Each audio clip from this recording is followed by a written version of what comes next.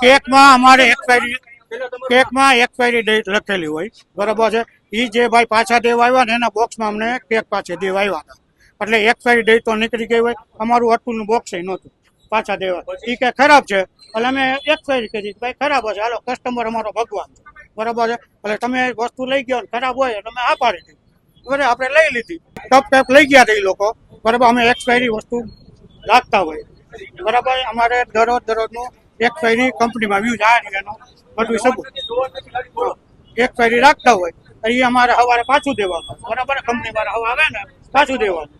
હવે એ ભાઈ થોડોક હલાવડો કર્યો વધારે, એટલે બરાબર છે ભાઈ જલ્દી આપો. 5-6 કસ્ટમર ઉભા હોય એટલે એમ થાય કે ખોટી ઓલી થાય ને, એટલે એ 25 પપ આપી દીધા. એમાં જે એને મૂક્યું ને એમાં 2 પપ તો ઓલા છે જ, કમ્પ્લીટ જ છે, જોઈ લેજો તમે.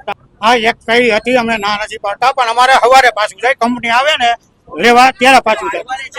સફારી પાછળ એને રાખી હોય ને હલાલ કરી એટલે 5-6 કસ્ટમર હતા, એટલે મેડમ બી ગયા એટલે એને એક 30 ચોખ્ખો આપવાના હતા. એ જ છે ને, અત્યારે જોઈ લો તમે ગમે ત્યારે આપણે પાછળ આમાં હું પાછી દેવાની રાખી હોય રહી ગઈ હોય, એવું થાય ક્યારેક. એના ભૂલ તો વાંચો નહીં થતી હોય. મારું નામ જયદેવ રૂડકિયા છે. ગઈકાલે 30 જૂનના અતુલ બેકરીમાંથી 1 કિલોની એક કેક અમે લોકો અમારી ઓફિસે લઈ ગયા હતા સેલિબ્રેશન કરવા માટે. અને તે જે કેક છે તે લગભગ 7 થી 8 દિવસ જૂની હોય તેવી લાગતી હતી, અને મોઢામાં મૂકતાની સાથે ઉબકા આવે તેવી એમાંથી ભયંકર દુર્ગંધ વાસ આવતી. ત્યાં બધાથી પહેલા તો અમે લોકો 1 કિલોની કેક જ લઈ ગયા હતા, પણ જ્યારે ખરાબ નીકળી તો અમે લોકો અહીંયા ફરિયાદ કરવા માટે, બદલાવવા માટે આવ્યા હતા. એટલે એમને એવું કીધું કે અમે પૈસા તો રિફંડ નહીં કરીએ, પણ તમને આની બદલે અલગ બીજી વસ્તુઓ તમે લઈ શકો છો લેવી હોય.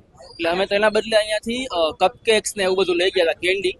તો એ કપકેક્સ માંથી પણ જેટલી અડધો અડધ કપકેક્સ જે હતી એક્સપાયરી ડેટ વાળી હતી, અને બીજી બધી વસ્તુઓ પણ એક્સપાયરી ડેટ વાળી હતી. અમે લોકોએ વિડીયો અપલોડ કરેલો હતો જાગૃત નાગરિક તરીકે, અને એને ધ્યાનમાં લઈને આરોગ્ય શાખા વાળાએ આજે અહીંયા તપાસ હાથ ધરી છે.